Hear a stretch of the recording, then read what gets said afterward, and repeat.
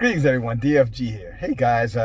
Just got off of an interesting telephone conversation, or telephone call with a conversation with a very good friend of mine, family member of mine. I guess it's a compilation of both things, but a very informed man. And we were talking in terms of the conditions, in terms of what's happening and how the coronavirus now, the narrative is shifting now from from not only a global pandemic in terms of the spread of the disease, but equally, from a contagion standpoint, who are the so-called primary carriers of the disease. And as you may have already come to understand, is now the face of the Hebrew Israelite, so-called, African-American, black male, black female. And that should not surprise you.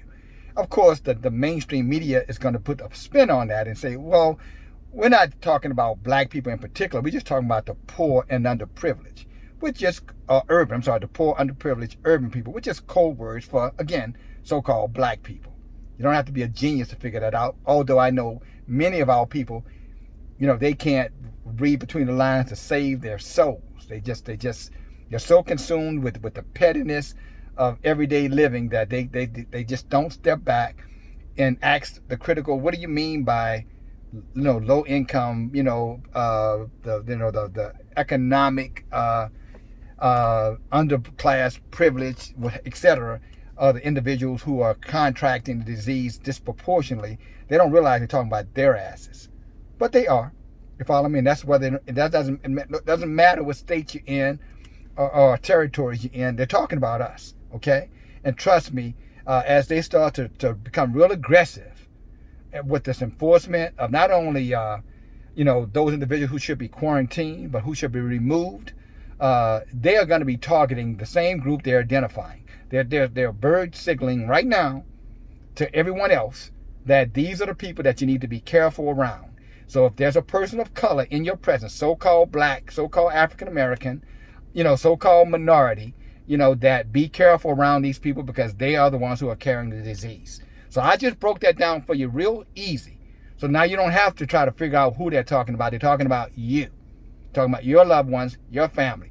So when they start to come to strong arm enforcements, they're coming for you and people who look like you. They're already saying it. So now you know. So what you do about that, that's totally up to you, in terms of how you're going to prepare to defend, yourselves and also really how you going to handle when people start coming around you and you go around people and they start moving away from you or distancing themselves or threatening you because you're too close. Because if you think that you're going to be able to just go out of, wilding out, so to speak, and just go out of your mind and go off on them, you got another thing coming. These people are armed to the teeth. So you can try that aggressive stuff with them. You better be careful. And I say that to you guys out of respect. You had better be careful before you start getting into your emotions in terms of how you're going to respond to somebody who disrespects you because you came too close to them. Because these people are licensed to carry, and they will use their arms, and call on that, what do they call it? The laws that says that if you get too close or they feel threatened, I can't even think of the term of, you know what I'm talking about. You follow me? That they're gonna exercise those laws that they felt threatened by you because you did, and they have witnesses that you did go at them, and you were loud, and you were boisterous, and you were threatening. Because most of us, when we get upset, we don't know how to use the proper words to express ourselves. So the first thing we want to start talking about is kicking somebody's ass. And the minute you say that, then that's a threat, and they have every right, at least legally, to take and use extreme prejudice in regards to how they're going to protect themselves, i.e. shoot you. All right? So they're already, setting the stage for this thing. And again, most of you guys are not paying attention, or you're not, taking, proper precautions. How many of you guys have had these conversations with your family members? Especially if you have young men and young women in your family. Have you had this conversation with them? When they start to ostracize them and start to disrespect them because the media has targeted them as the carriers of the coronavirus, have you told them how they need to react and respond to that? Talking about when these other people who they come around act out on them or say something that's insulting or disrespectful. Have you coached them on how they need to respond? Or have you said nothing? Because if you haven't, get ready to bury him if they allow you to go to the funeral. They're probably going to tell you, well, we got to hold until you get your insurance money together. Good luck with that. And they're probably going to do what they're doing in New York. They're just going to dig mass graves. After 14 days, if that body is still sitting at the coroner's office or in the morgue, they're just going to throw them in the ground with a bunch of other people. That's a fact, Jack. So you need to have these conversations if you haven't had these conversations, because that's exactly where they're going with this stereotyping so-called black people as the number one carriers or disproportionate carriers of the coronavirus. It has shifted, just like AIDS did. AIDS went from homosexuals to drug users to black women being the carriers, and then later black men.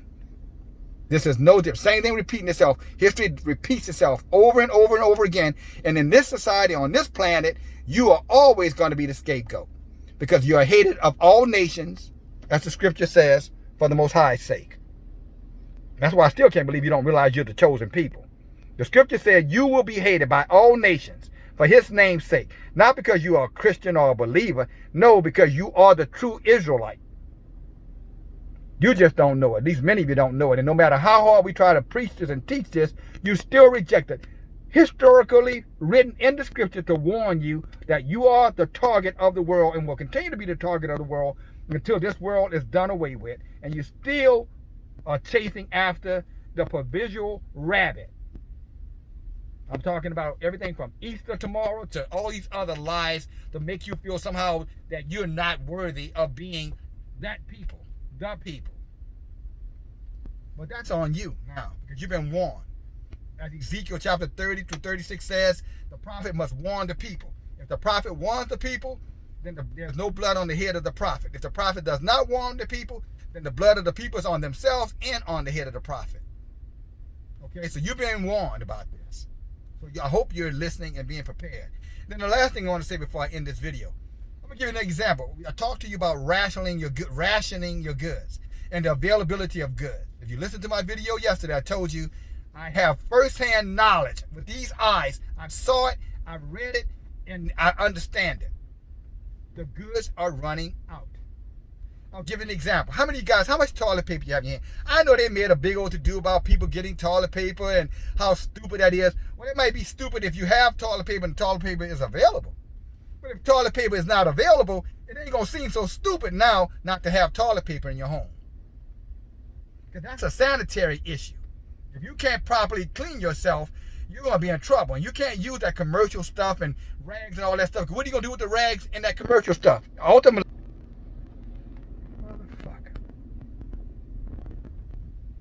excuse my language. I did something here. But you're going to have a problem with that. Excuse my language. I do apologize. Something interrupted this video, and I don't know where it came from spiritually.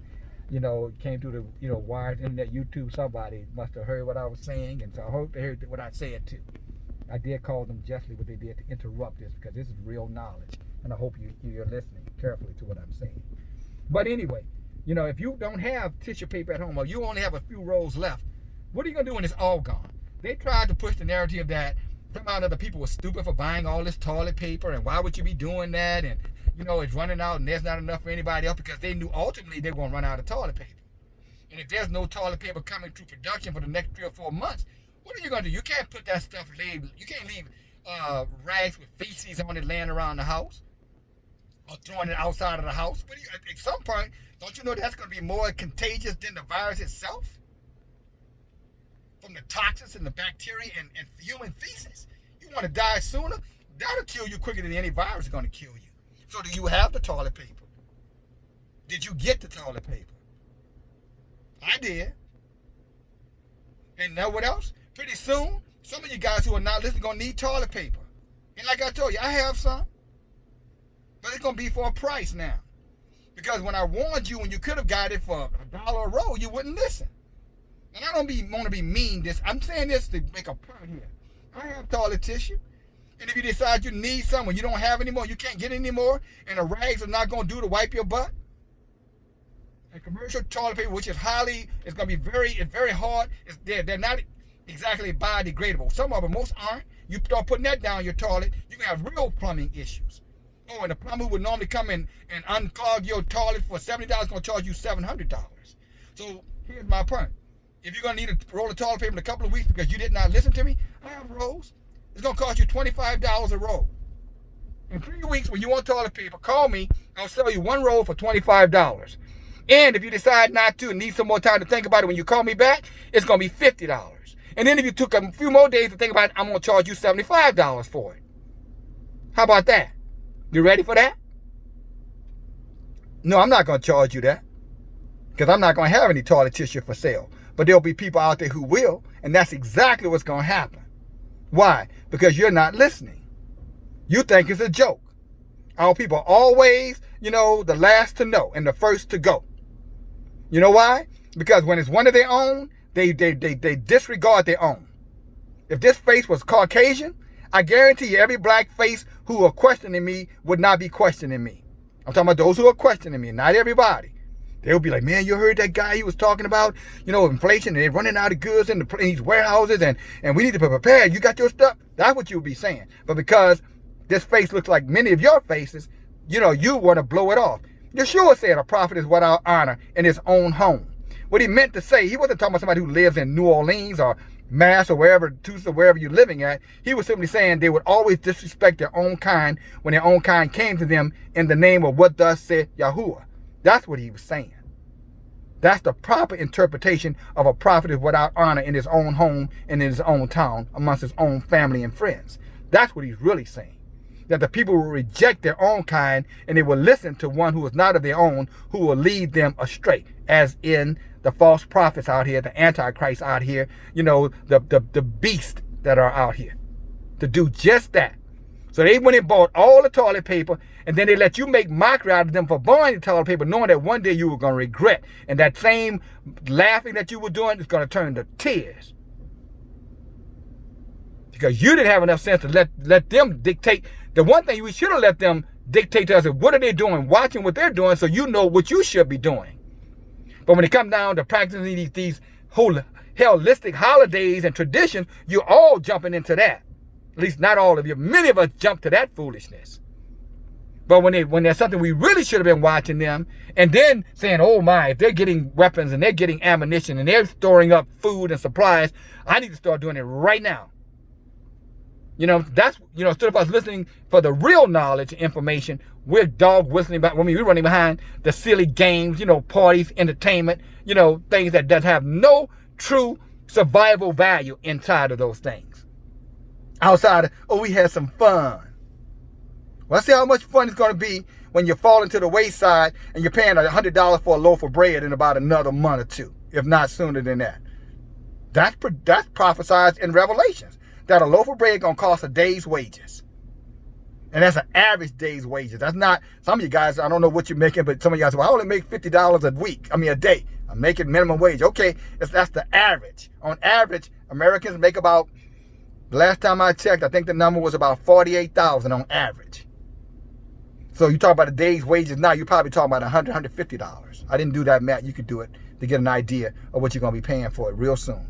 I called a guy just recently, a guy who has his own bread route, who brings bread until, that's what he does. He goes all over the cities, dropping off bread.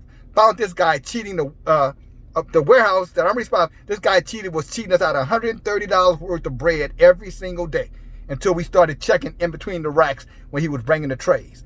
In one audit, we caught him $130 of bread short. At $2 a loaf, think about how many loaves he was cheating the warehouse out of. And he was selling that bread on the streets for 5 times its value because people are running out of bread. Now, we're going to do everything in our power to get our money back. So, I'm glad we caught the thief. But my point is, if the guys who running the routes, these franchise people who have these bread franchises, if they're stealing bread from you, you can imagine they already know if the bread is running scarce right now. That's why they know they can get the kind of money they're getting for it. That's why, i.e., they're stealing $2 loaves of bread. But how much bread you have in your house right now? How much food you have stored that you're counting on bread to make the food, you know what I'm saying? To bring it all together. And I only use bread. I could be talking about tissue paper, gloves. I could be talking about Lysol. I could be talking about bleach. I could be talking about, hand towels, sanitizers. I could be talking about a bunch of different things. This is time for you to step back and Do an inventory of what you need if you could not get it from the store. Do you have enough to get you to 2 or 3 months, if not longer? Do a self-inventory yourself. And then take whatever nickels, dimes, quarters, dollars you have and get out to the markets right now while there's still some type of chance you can find it, maybe at these dollar stores. It may not be Clorox bleach, but it's bleach. And, 50% strength bleach is better than no bleach at all. Better when you're trying to sanitize and clean things to keep yourself healthy. All right?